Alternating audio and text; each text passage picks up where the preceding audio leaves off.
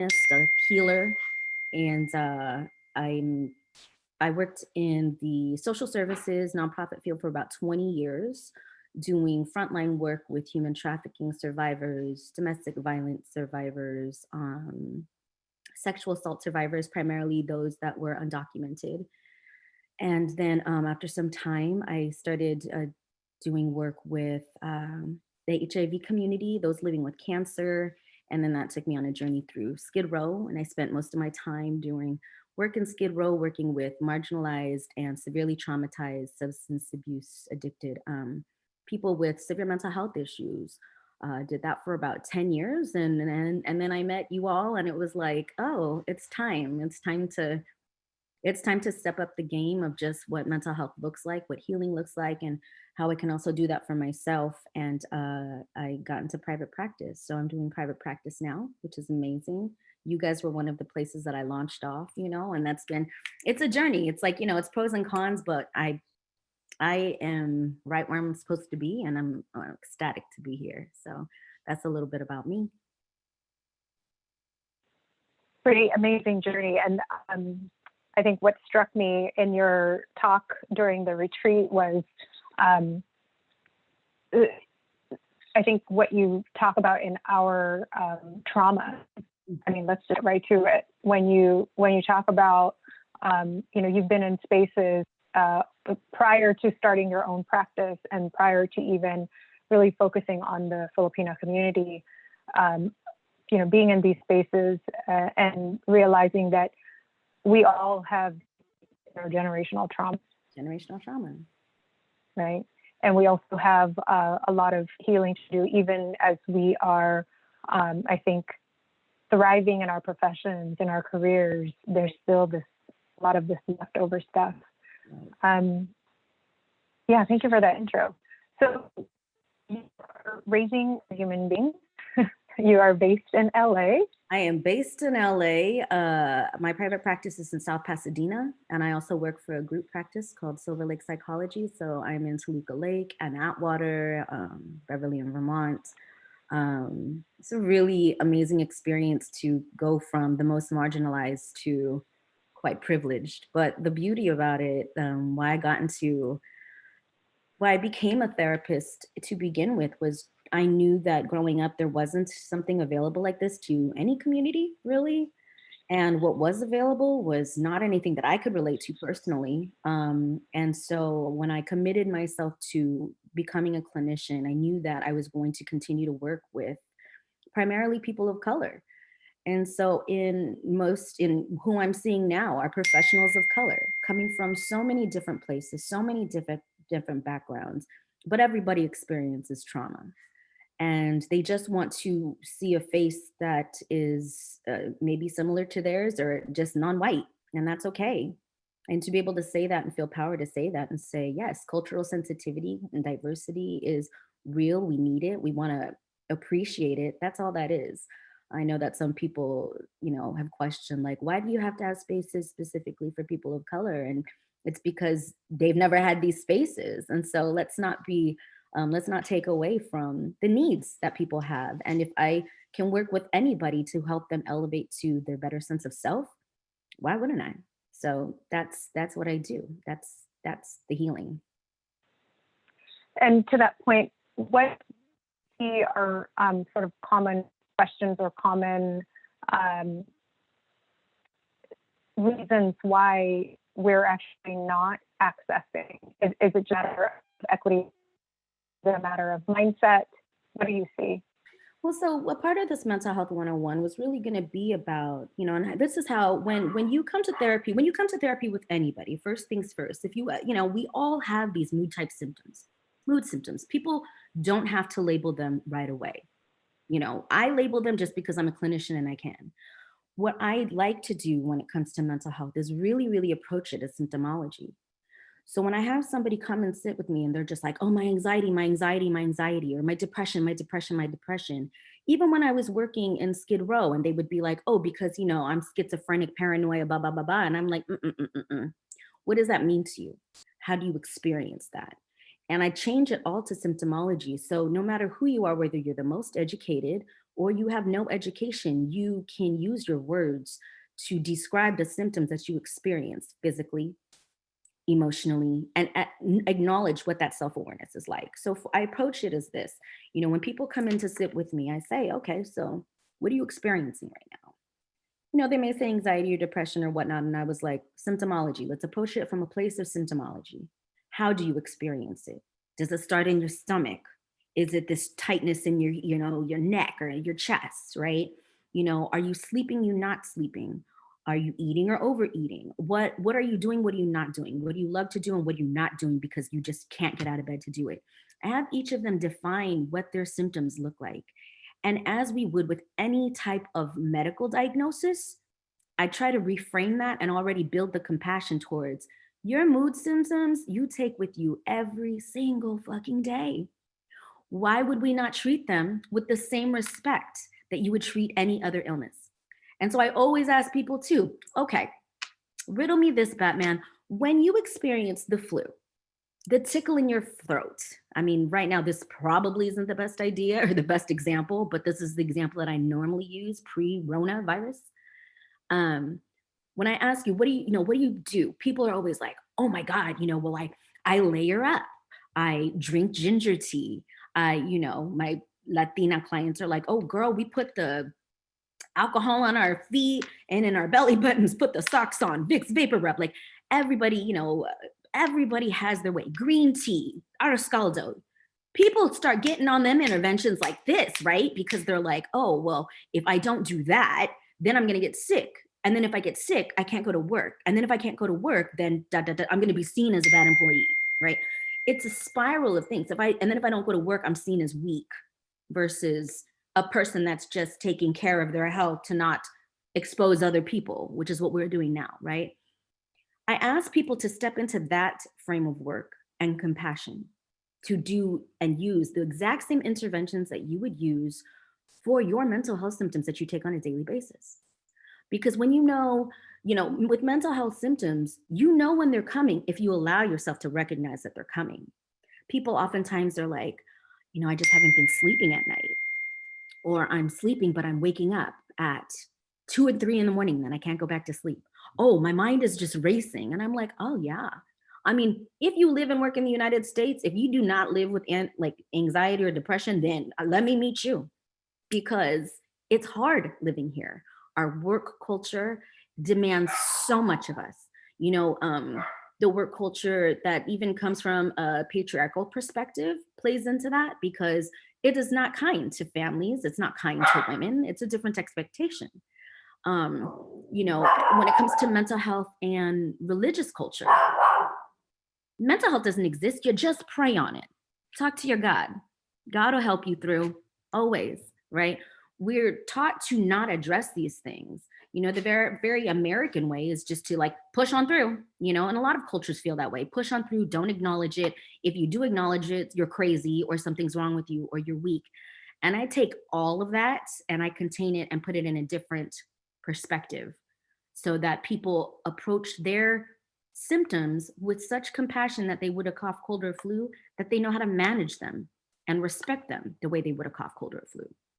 Does that make sense? So it does. There was something that you had said before about the difference between kind of the community work, approaching it from the, not grassroots, but I remember you were talking about the sort of the approach of a social worker versus a psychologist or a therapist.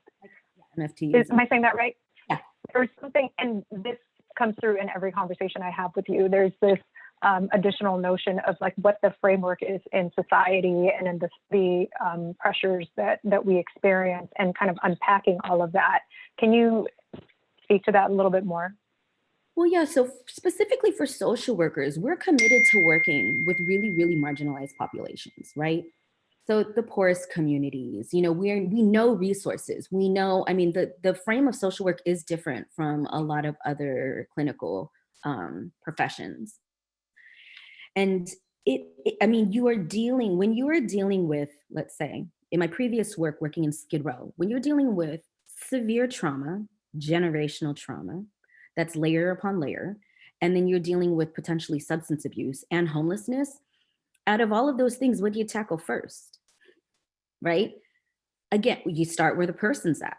There were people that I were working with that were just expecting that, oh, well, you don't care about me as a person. I'm just a number. You just show up here. You don't care to help me because they're human beings that are in survival. Um, they need help. They need consistency too because nothing has been consistent. And when everybody wants to act like, oh, this is all by choice, I don't think a lot of people recognize that. A lot of the clients that I worked with, they were homeowners, they had jobs, they had families, and really, despite other traumas that they had grown up with. And then some particular trauma just happened to happen in adulthood that sent everything down the drain.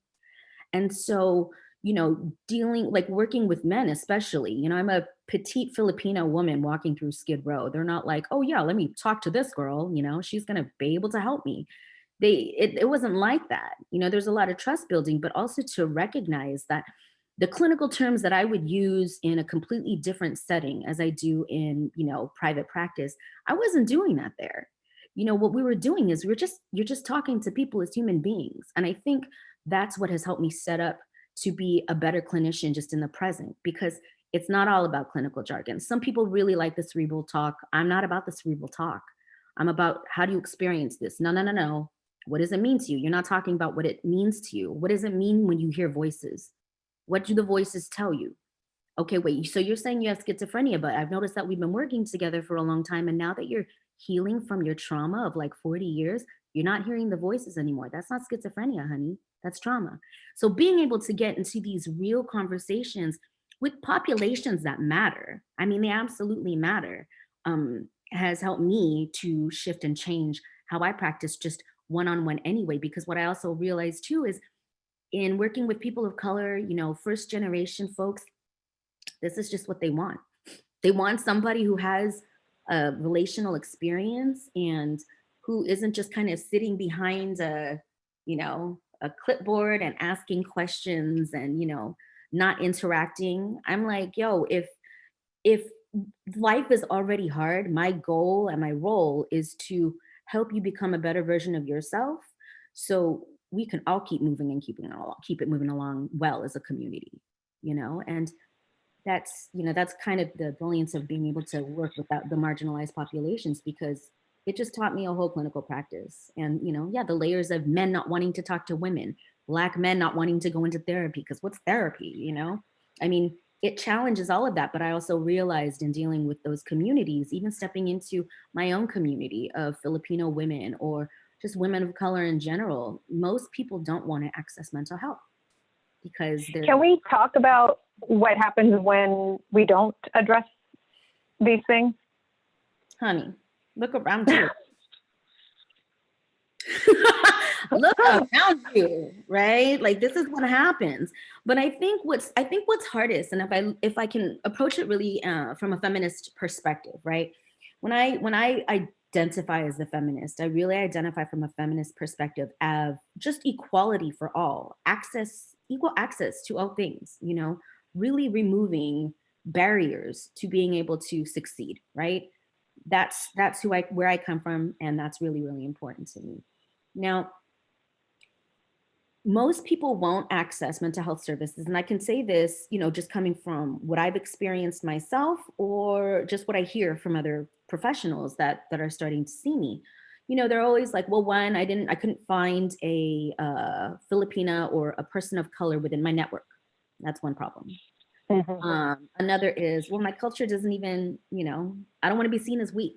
Like, I just thought I can manage this myself. And like, if I can't manage this, then how would you be able to help me? You don't know me. Valid, right? A lot of it is religious. Some people are like, I'm not really supposed to do this. I'd rather go see my pastor. I feel safer with that. And if that's what works for you, I'm saying, good, go. But allow yourself to try. Allow yourself to try, because clinicians, we are trained to do a certain thing.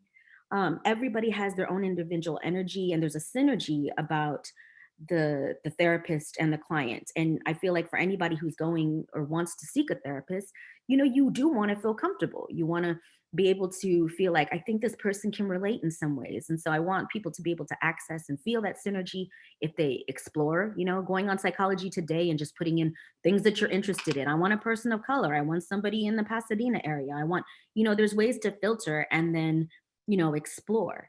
But people just also don't want to talk about their stuff because honestly, there were clients in my past that would be like, if I talk about that, I'm not going to be okay for the rest of my life. Or if I talk about that, I'm going to cry and then I'm never going to stop. And then of course with trauma work, it's sensitive. It takes a specific type of clinician to be able to do that effectively. But my role is to hold a place of safety. And while you don't feel safe at that moment, well, let's get you to a place of safety. And so being able to do that, whether it's doing grounding techniques, of which I'll share, with each of you guys towards the end, or just having the people explore in their minds, what does safety look like to you? What helps you feel safe? What helps you feel calm? Like when you're starting to feel frazzled, what can you think of that just takes you to a place that makes you feel at peace? That's where we want to get you. Because when you get there's trust built there, not just with me, but there was trust in yourself where you're like, oh, wow, my anxiety crept up. I was really, really upset. And then I managed that. Oh, look at that. That's what I do. Help people manage. So. What are you seeing, or can you maybe address that's coming up now? It was I couldn't hear you. Can you repeat that, please? Yeah, like what do you see, or what do you anticipate, or what are you already seeing right now with being isolated or being in a time where the entire planet is unsure of what is happening? Woo, it's rich. I can honestly sit here and I feel absolutely blessed in a lot of ways, just because, I'm here with my family right now. Like I'm there's a lot of things to recognize as blessings. What I really do feel is happening is the God and the universe and everything is kind of imploding in itself because it's allowing us as human beings to really prioritize and reprioritize what's important. Safety, collectivity of community, connection, thinking outside of yourself. Like I talk about work culture every fucking day. You live in LA, you live wherever you are in any metropolitan city, and the grind is so real. But it's so real and it makes people grouchy and people be foul. And, and then you come home to whomever you're supposed to, who loves you, and you might be gross to them or whatever. It's ugly, right? I don't like that shit. I don't want to fuck with that shit. And you know that I cuss like a sailor. So this is therapy. This is therapy with Erica. But I don't like that we allow our egos to really impact us, in this way where it's like me, my needs over everything else. That's where you see all the chaos at the markets and all this nonsense.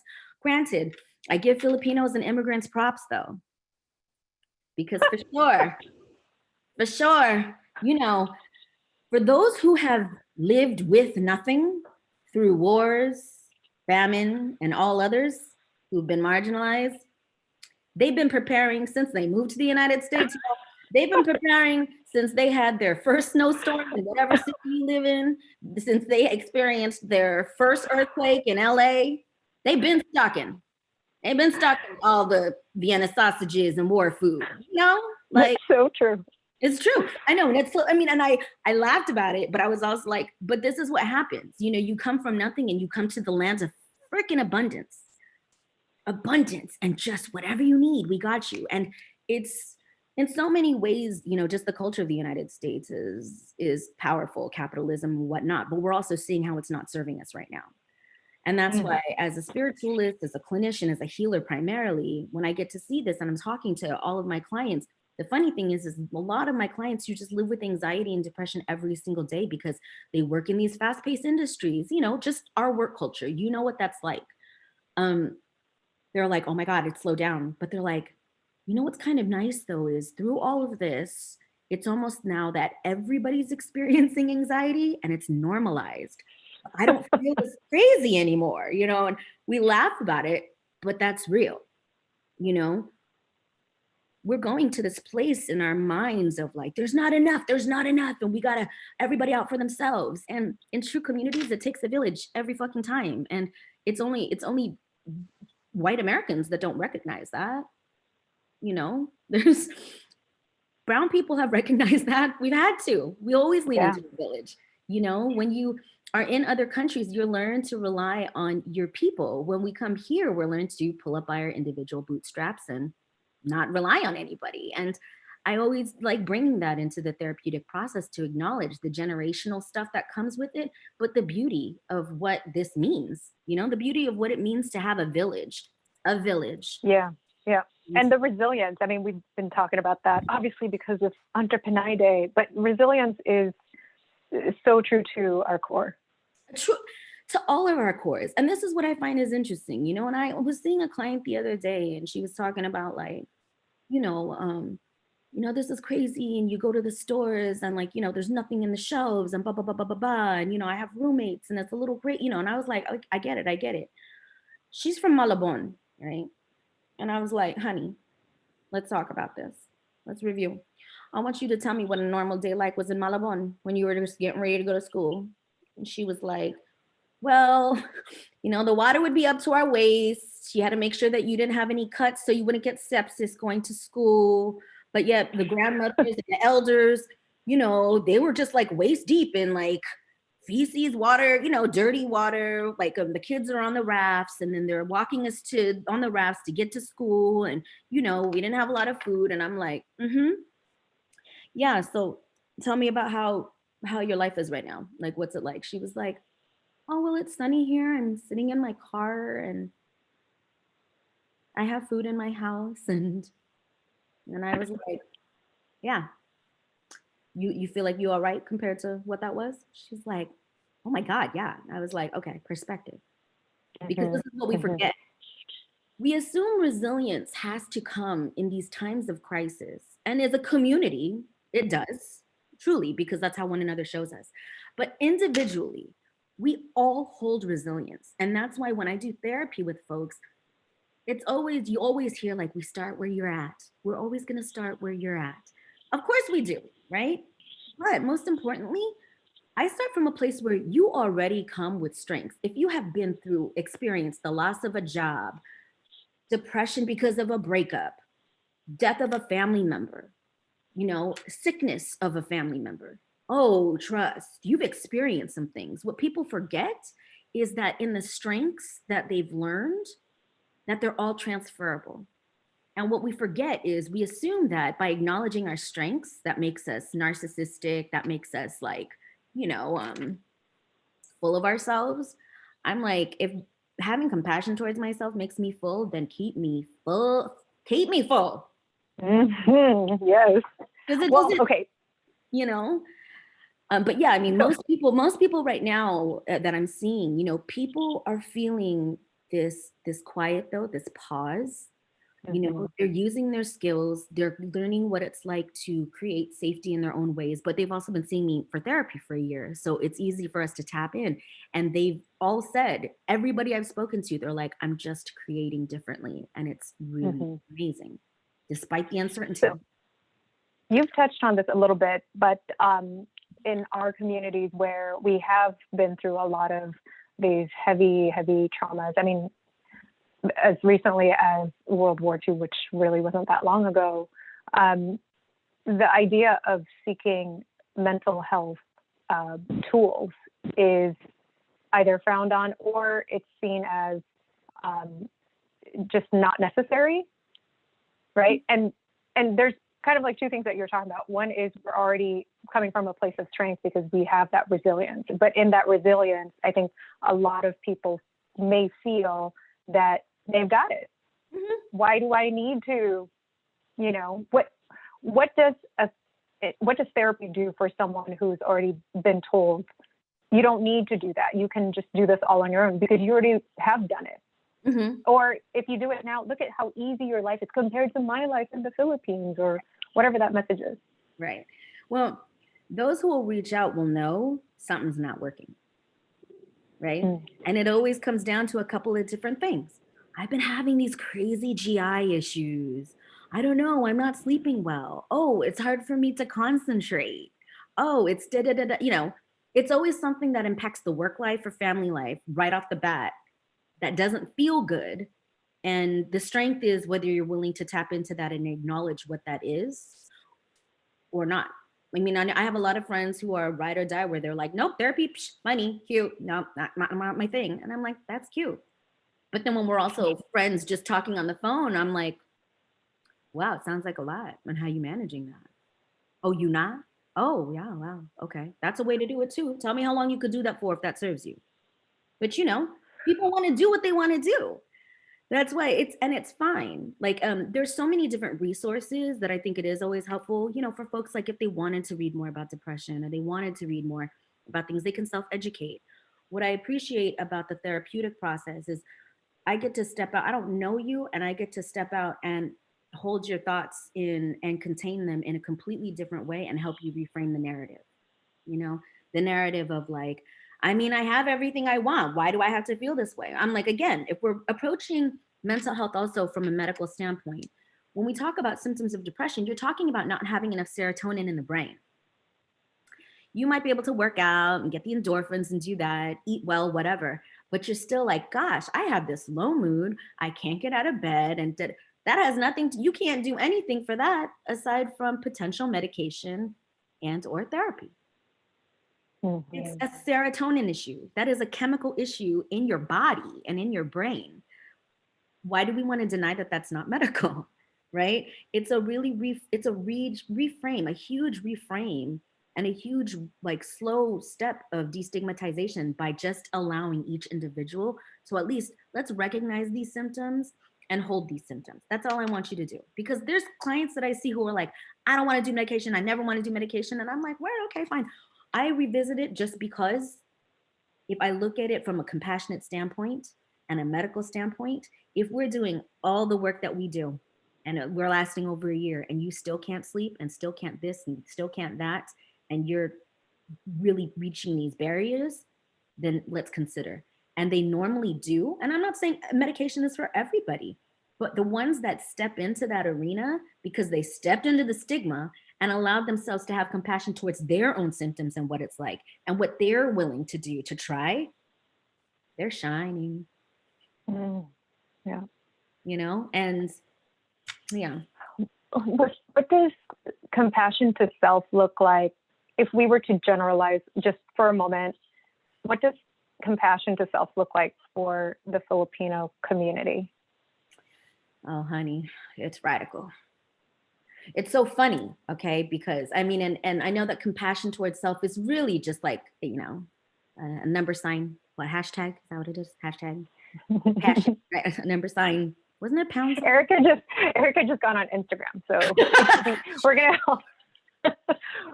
We're gonna help her build her page, but also hashtag the heck out of certain things. Or number sign. Number signs. For those of you who know what that was, you'll learn. You're gonna learn. But so how I define compassion towards self is really just this. When you're working in therapy with me, approaching compassion towards self means to be able to approach and hold your good, bad, and the perceived ugly of yourself. When I'm talking about the perceived ugly, I'm talking about those vulnerable parts of yourself that you don't want to acknowledge because you feel like, well, if I'm a bad bitch and I'm running shit, I don't have to acknowledge this because if I do, that means I'm weak. It's the whole reframe of all of that. And you being able to step into that vulnerability. And while the vulnerability is heavy back here, right? The weights are really heavy. What I ask and through therapy is that we bringing a little closer, then it becomes in our peripheral. Oh, there's my ugly, there's my shame, there's my guilt. And, okay, I can tolerate you. You guys can be a little closer. And then you invite them to the table to sit at the table with you. So whereas those vulnerabilities, the uglies, the perceived uglies, because all of us think, and we think in terms of good and bad, we think in terms of beautiful, ugly. It's all beautiful. It's all experiences. If you allow them to sit at the table with you, round table with you and say, hey, okay, I see you. You're here. Okay, you're welcome, but you just can't take over anymore. Like, I know you exist. I'm going to have compassion towards you by acknowledging you. And that allows you to not have power over me. You'll revisit me sometimes, and that's okay. But then I'm going to go to my source of tools and recognize that I have a tribe and I have a narrative that used to be negative and doesn't have to be, because I've had compassion towards it. And we silence those negative narratives. We silence the vulnerabilities, or no, we give the vulnerabilities a voice. You know, we allow them to just be present in our space and hug the fuck out of them, saying, I see you. You're coming from a place of pain. You're coming from a place of perceived ugly. I see you, but it's not true. I'm ready to cry right now. But we have to, right? Like when I work with people who've experienced severe traumas, you know, when we're talking about like, you know, people who have like what we find that's so common: molestations, sexual assaults within families, Filipino families. Mm-hmm. We're talking about all of these things, and these things that are not talked about, right? Yep. I mean, but they're not talked about in any community. So that's why, like, with the lens of therapy that I do, because I've worked with so many different communities from all different backgrounds, you know, how I approach that. And I said this to my client recently. I was like, I want you to envision yourself as a plant. You have all of these roots, right? Some of the roots are that shame. Some of the roots are the ugly, the sexual assaults, the feelings of guilt, the feelings of the ugly. Just think of all the uglies that are those roots. And you know, the plant still keeps growing. As we get older, we're like, okay, well, I'm changing the pot. So we put ourselves into a new pot and we still continue growing. The roots are still the same. Sometimes we have to tend to those roots differently. And I find that that's what happens when you come into therapy, especially with a trauma therapist, because what we do is we then repot everything. We acknowledge what some of those roots are, cut it off a little bit, trim it down, or at least say, hey, I see you, you're there, but I'm still shining, I'm still growing. And we're gonna put us in a pot that I like, a pot that is bigger, and I'm gonna grow however the fuck I wanna grow through this. That's what we do. And that's what I do with people, because this is where we have to take that framework. It's all of this stuff, the generational stuff that comes in, you know, the domestic violence, the verbal abuse, all of these things that we've lived through and might not experience in our own present, but they're a part of our roots. I acknowledge those, and I ask us to have compassion towards knowing that was there, that existed, and it doesn't have to own you anymore. Now we can grow some fruits from that. Baby girl, I got you. I got you. I'm gonna spray you some Palo Santo, because this is about creative space. This is about creative space, bringing the creative and the powerful. But see, I love it. Yeah. That's the strength, though. That's the power of when you get tearful and you can cry about this. You can honor that part of yourself and know, oh my God, that's a part of me too. And there's an empowerment by it, because now it's no longer back here weighing me. Now I'm like, oh, I see what that looks like. Because then when you master that power, and the authentic sense of self is a growing process. Nobody gets to this shit overnight. I have 20-year-olds talking to me about, oh, my authentic sense of self. And I'm like, what? Have you even had a job yet? Like, can we talk about this? Like, let's slow down. Mm-hmm. The authentic sense of self transitions over lifetimes. Like over moments. I mean, and it's always through crisis that we step into ourselves. But we have to ask the ugly. We have to experience so much ugly before we embrace this empowerment. And that's what I ask to do with people's vulnerability. You know, are you gonna be able to look at that good, bad, perceived ugly of whatever your experience was, and allow it to come to the table, nourish it in a different way, versus like, nope, didn't happen, not going to talk about it, not going to look at it, not going to pray on it, not going to, you know, like, you could do yoga, you could do all of these things, and all of those things can be helpful, but there's nothing like trauma healing with a therapist that knows what the fuck they're doing. Mm-hmm. Well, no, this is when I asked about, you know, in general, like, what is the thing that, you know, keeps like the Filipino community from moving forward? I'm sorry, my voice is so shaky, but there's just so much real trauma that our families have been through. And for myself, there's so much trauma from the war Mm. and martial law, which was the reason why my family moved. And recently, you know, I've been in a couple of issues even related to, you know, legal things with entrepreneurship, and it infuriates me, but I also try to try to stay away from it by almost ignoring it and being numb to it. Mm-hmm. And then somebody asked me, you know, why does this infuriate you so much? It could be related to something in the past. And as I thought about it, I realized it was this feeling of violation, feeling of like no sense of, and the thing is, my family, I think, has been taught not to trust because we've been, you know, betrayed in so many ways. And this feeling of I have to do this on my own. I've got to do this with all my might and strength. And it's hard to kind of also have that sense of, Mm-hmm. okay, I can just let go. I can just, you know, I can just allow for others to, okay, sorry guys, I'm having a moment. No, but this is a perfect example, right? Because you're allowing yourself to, we're grieving the loss of the shoulda, woulda, couldas. We're grieving the loss of the shoulda, woulda, couldas, of how people could have been kinder, how Mm-hmm. governments could have responded differently. I mean, what this really comes down to is grief and loss, and being able to acknowledge those parts of us that are so in pain and grieving, and allowing that to be put in a space, allowing that to be put in a container, knowing that grief and loss comes in waves, can be triggered by so many things, right? But there's also things that we've learned through it. And by being able to focus on what did I learn from those situations? And what did I learn that wasn't helping me or serving me? You know, like my father, I think I told you this in the past when we've had individual conversations. My father would always be like, don't trust white people, and don't trust people because they're going to take your money or they want something from you, especially men, especially. And I was like, Jesus, this is, the world is really rigorous, right?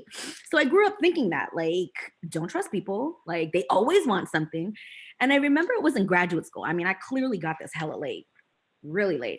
But I remember having one of my closest friends, Rana Kashi. Rana, shout out if you watch him from Brooklyn. But she's Iranian American, amazing. And she had told me one day, she was like, you know what, Erica, like, you've been stuck in, like, let's go out. And I was like, I have no money, so I can't. And she was like, I got you. And it's like, I heard, it's all of a sudden, like, I'm 28 years old and I hear this, like, don't trust anybody. Like, I hear my father, and it's so weird. And I was like, no, girl, it's okay. You know, it's cool. And she was like, girl, we are in New York City. I know there's going to be a time that I'm broke, and that I know you're going to take care of me, because that's what we do. That's what our cultures do. That's what friends do. Mm-hmm. They take care of each other. And I was like, you right. Oh, you right. And it was like, this whole other thing opened, right? And then I noticed that I was accessing my community completely differently. And then over the last like 10 or 15, I'm 42 now, Jesus. So in the last, 12 years or something, I have learned to allow myself to lean into my community. And then what do I get? I get you? Shit. I get Christine De La Cruz? What? Like, I get this amazing tribe of women and men internationally. Like, oh, it serves me, you know? Mm-hmm. And so that's the question that I ask. Like, when you're reviewing all of these things, we want to acknowledge the hardships. We really want to have a place of so much compassion to hold that pain, acknowledge that it's grief and loss that you have to get through. A lot of times I like people to turn it into ritual, however they have to, whether it's letter writing, whether it's like a letter writing, burning something ceremony, something that's symbolic to them, but just to create meaning for their own sense of self. And then to allow it to go, as well as acknowledge the strengths that you learn. What did you learn from that experience? What have I learned? And then when you realize too, like, fuck, it was so hard to trust. Somehow you have, though. You've trusted because look at this community you created. And look at how many people look to you for that power, for that inspiration. You know, that's what you do. You're already transcending the generational trauma. It's starting now because you're allowing it. We're just identifying it and allowing ourselves to call this what that is, which is elevating and transcending trauma. And allowing ourselves to truly acknowledge the cultures of which we were raised, but how that also works in this dichotomy of being an American in the United States, having to work under a different set of rules and culture, right? We want to take the strengths from all of it and bring them together to enmesh. That's the most important part. And the parts of the culture that have not served us so well, let's look at it and reframe it and try to make it work for us in a different type of way. You know, I grew up in a household where my parents would always be like, "You talk back too much," and I'm like, how is that my fault? I'm a Leo. Like, look at my start chart. Shit, But that's who I'm supposed to. That's who I'm supposed to be in this world. I'm supposed to be here to advocate and help people elevate. That's me breaking the own trauma of what my own family dynamic is. But that's why each of us are here. This is just like, it's the most beautiful place and time to be right now, like with one another in this kind of space. Like the fact that you are the goddess that you are that creates this space for everybody. I mean, okay, thank you. Well, I want to open this up to the group. We've got about 15 minutes. I'm sorry, everyone. I didn't mean for this to become a one-on-one therapy session for me.